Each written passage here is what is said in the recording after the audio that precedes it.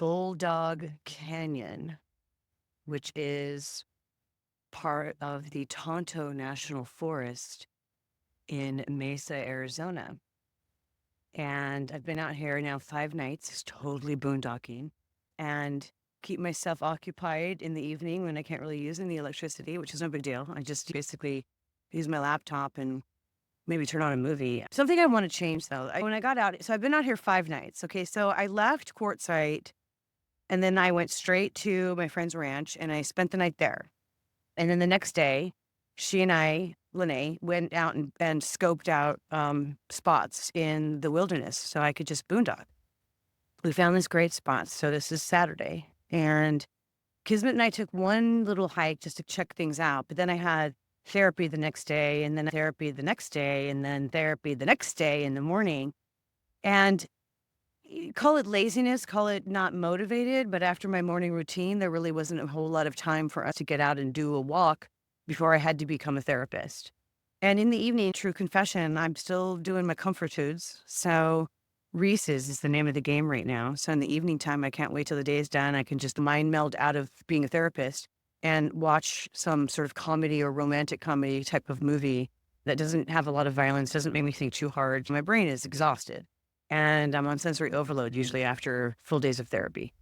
So true confessions, I know that I think I'm going in the wrong direction as far as my body physical health goes because I'm sedentary.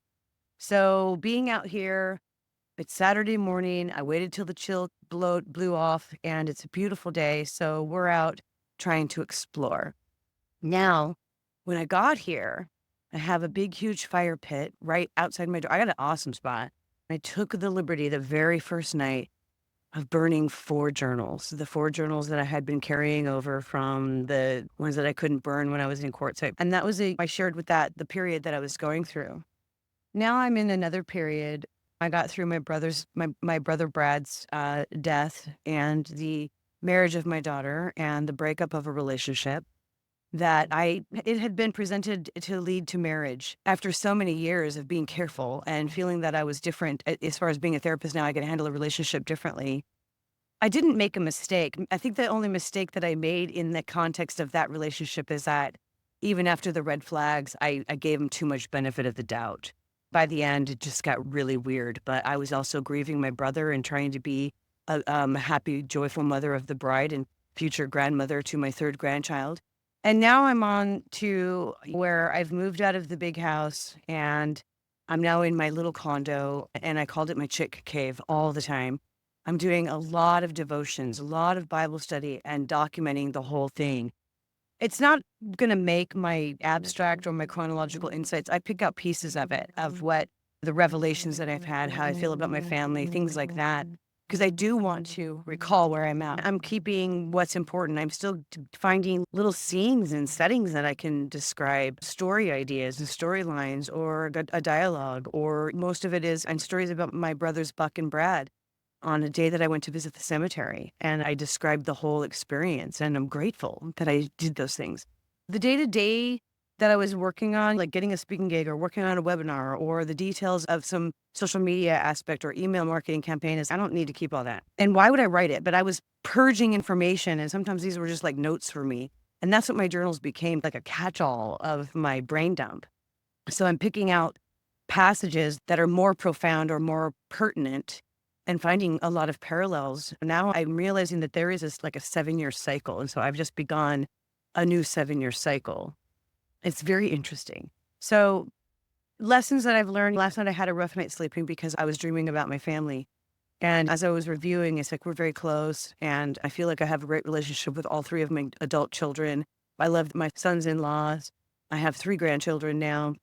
And I'm hyper-focused on spending quality time with my children and grandchildren and focusing on my creative projects while I'm still building my therapy practice. So it is all about work and no mention of a man in my life. I don't really seek it or desire it. I do believe at this point, I've been praying a lot that God wants me in this season of singleness and that I'm just going to fully trust him and develop my relationship with him and just take care of my creative projects without any distractions or disruptions.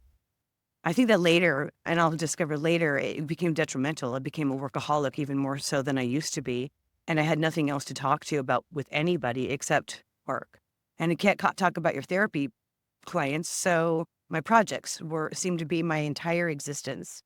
And that's not who I want to be, I think, probably. I'm not sure. I'm really focused on getting speaking engagements. I've gone through a speaker training mastermind. This is before the License to Be Badass brand. So I'm still the Apples and Kelly Orchard's Apple a Day.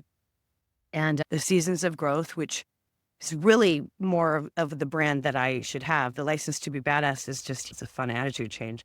But yet the License to Be Badass is what really got people's attention. This is only 2016, like the end of 2016 is where I'm reviewing. And that's where I started this morning at 3 a.m. because I was dreaming of my family when we were close and when I believed that our relationships were solid. And today I don't have that. There's just a different energy with my family right now. And so that's why I'm out here just trying to heal and focus on just me without any kind of responsibility. I'm more talking about like obligations to stay connected and stay involved and stay present, because it became very clear to me that I was holding on to my children too tightly as my sole support system, as my entire social system. And I'm learning that's not healthy. That's not the way it should be, that they have to go live their own lives free of the bonds with their mother, who basically made them I literally surrounded my entire world with my kids. A friend had described it as I'm in this whole little bubble and there's been holes popped in my bubble. You're right. I was very triangulated with my parents, very committed to taking care of my parents and not letting go of my children, wanting to hang on to the relationship that I thought I had developed with them as I raised them. And so talk about checking your ego. My ego's been broken and here I am. But it's beautiful out here. And this is not a sad moment. This is me trusting God I'm on this walk. And basically what happened was I'm praying out loud. I'm praying for individual family members. I'm praying for my attitude, what I need to learn, what I need to know, how I need to heal. And Kismet basically just stopped in the middle of the road and wouldn't go any further. And I'm like, do you need a break? Because I'm not done praying. I'm not done praying. So we stopped to take a break. Yesterday, I went over to my friend Lene's house, and she's got 3 huskies, and 2 of them are just 2 years old. He got to play with the dogs for several hours yesterday. And Michael, Lene's husband, said that my dog is a badass because he's got the other 2 dogs intimidated, and he's only 6-month-old puppy, and they're 2 years old. And he's about the same size as one of their dogs, which is full grown now. I think Kismet is probably like 60 pounds. He might get up to 100 pounds. It's going to be a big dog. That's fine by me, as long as I can get him trained. I'm going to be doing that. Still working on my journal project. I think I have maybe 10 more to read. I'd like to finish them while I'm out here. I am highly motivated. There are other things I want to learn and focus on. I feel very led that this is the project that needs to be accomplished before I'm fully able to put it away and focus on the new information, one thing at a time. I have so many things I want to be doing, and I'm looking forward to it. So I'm out here and I'm just praying and talking to God, and more importantly, listening to God. And when it came time to give Kismet a rest, it was like, I guess I'll do a video. It's a beautiful day. And I'm feeling a lot of gratitude, and healing is coming. I'm still hurting, but I am working on the healing. And it's a deliberate, decisive, independent process. And I'm grateful that God has put me out here to be able to focus just on him. So Kismet is ready to go. The adventures of Kelly and Kismet continue. More to come later.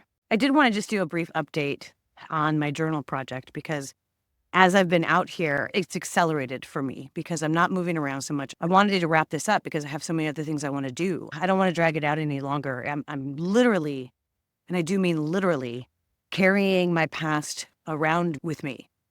The other night was a full moon a few nights ago, when I took some pictures of me burning my journals in the fire pit in Boondocking under the full moon in the wilderness. And it was a beautiful sight. I burned 3 or 4 that night.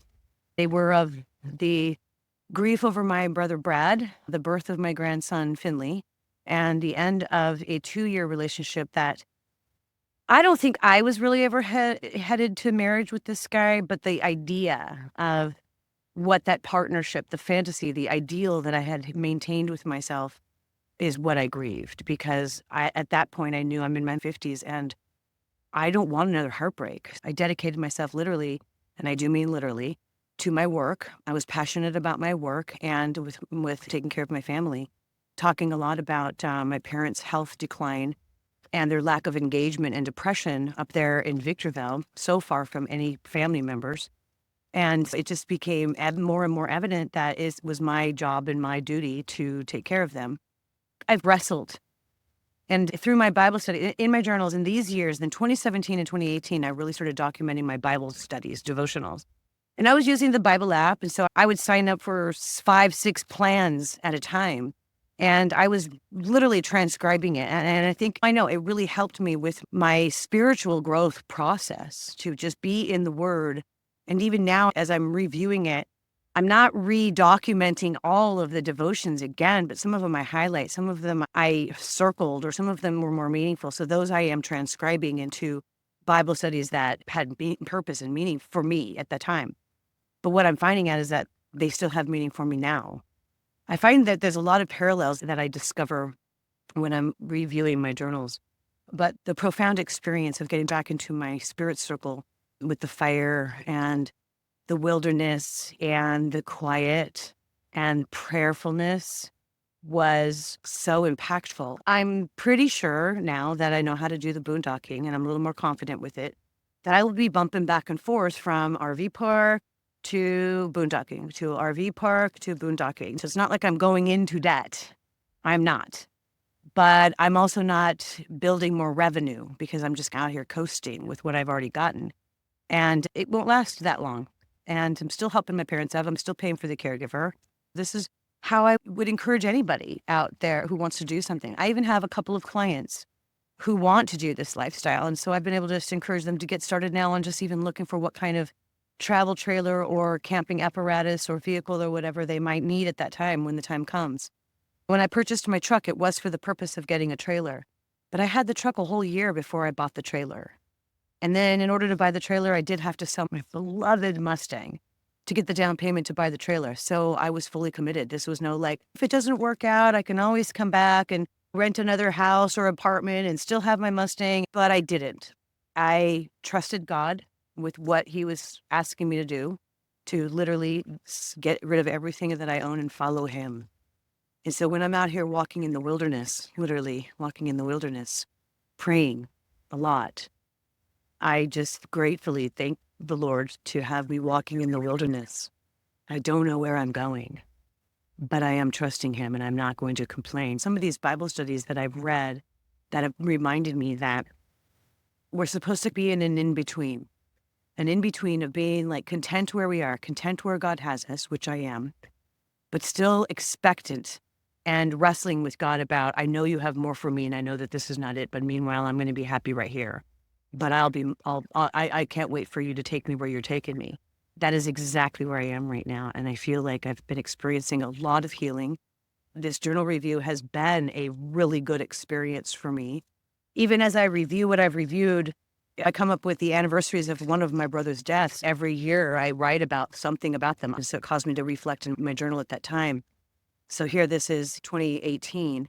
So 5 years ago, and I reflected on my journey with the grief and loss of my first brother that died, and recognized that I was reviewing a journal of a girl who was lost and afraid and acting out and not fully grieving the loss of her brother at 20 years old, but more in anger and denial.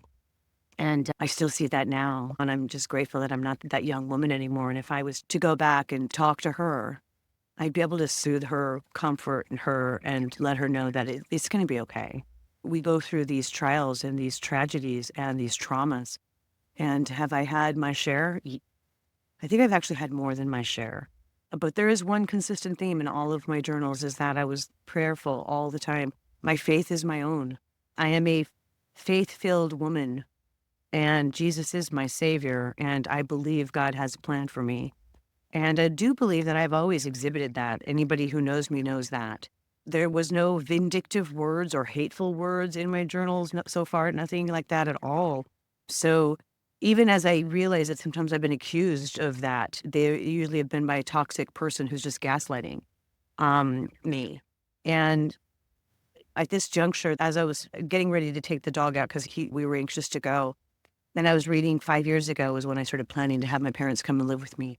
I was getting ready to move into this house in Temecula, which is the one that I just left. So I was there almost 5 years. But I was preparing to move them in with me, but I wasn't sure if I was going to be able to navigate the whole situation because I am solo. And it's pretty unheard of to have one person taking care of two people. It's usually a married couple taking care of one parent. But I don't have a marriage. And so I'm the breadwinner, and I had to hold down the household and still try to navigate situations with my parents. And it was really hard. It was virtually impossible. Even in some of the newsletters and articles that I subscribe to, the mild dementia in the aging population makes it almost impossible for caregivers, especially the parent-child relationship. And so I had to take wise advice from people who know more than me because my ego of good daughter, dutiful daughter, had to be broken. And I had to accept that I was in over my head and I was not qualified for what was going on. Still makes me emotional because I do feel, obviously, a bit of guilt for placing them in assisted living rather than living in the comfort of their own home. It is definitely what I would have wanted. Sometimes I play back in my head as maybe I shouldn't have made them sell their mobile home up in Victorville.